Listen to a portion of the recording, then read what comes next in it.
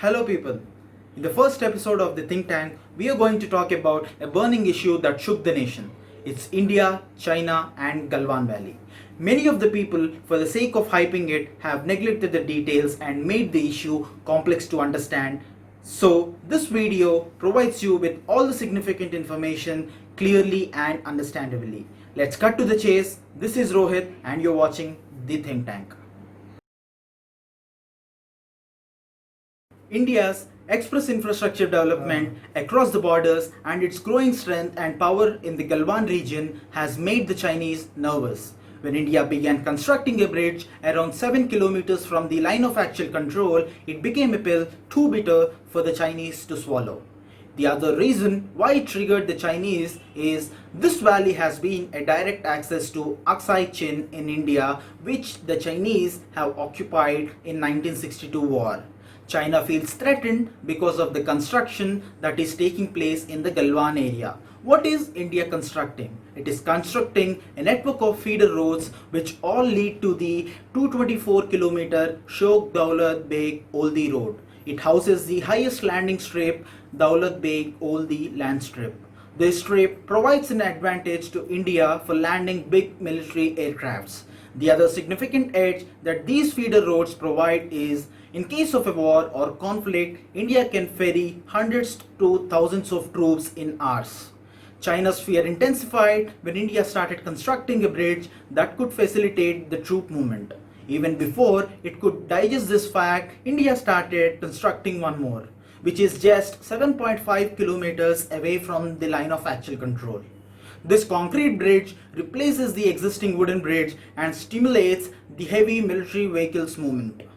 So it all boils down to the Galwan land strip, feeder roads and concrete bridges that left the dragon no other option other than to provoke India with the troops.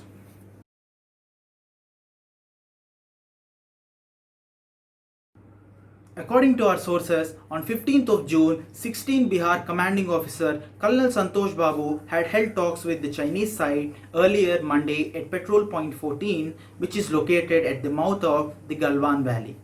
It was decided during the meeting that both sides will undertake some de-escalation steps and will move back by some distance. As we know, the Chinese don't stand by their words.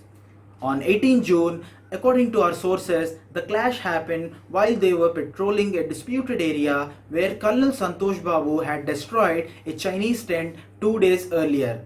It was told to our sources that the Chinese threw stones and boulders at the Indian troops.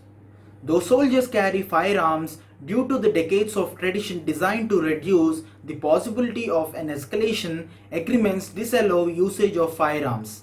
But the Chinese side is reported to use iron rods and clubs. The Indian soldiers were outnumbered at this point. Since the engagement was happening on a narrow slope, some soldiers fell into the confluence of the Galwan River.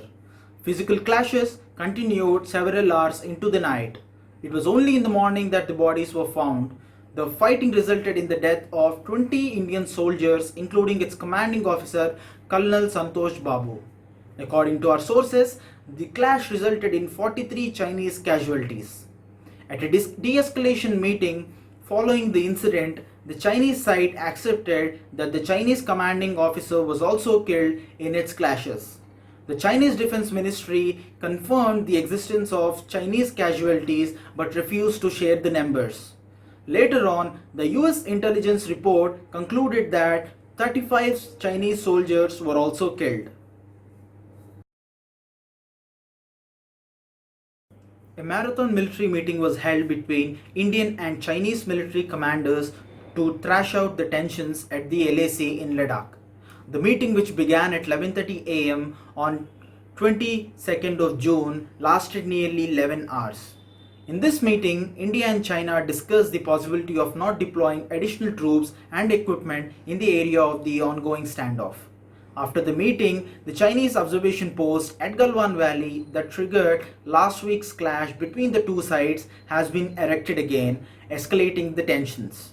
So the government has changed the rules of engagement at the LAC, and the new rules do not stop security personnel from using force. including firearms in exceptional situations to counter the Chinese aggression and transgressions. The Chinese have also brought in a large number of men and equipment into this area, while India has also boosted its deployment with fresh induction of troops, including specialized forces trained for tactical operations.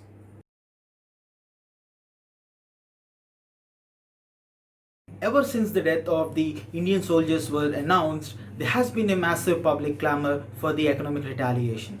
But can a middle economic power like India weaponize trade and investment and flex its muscles like the dragon? Can India really afford to boycott all things Chinese?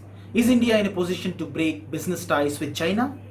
We'll be answering all these questions in our next video. Until then, stay tuned, stay safe. See you in the next one. Thank you.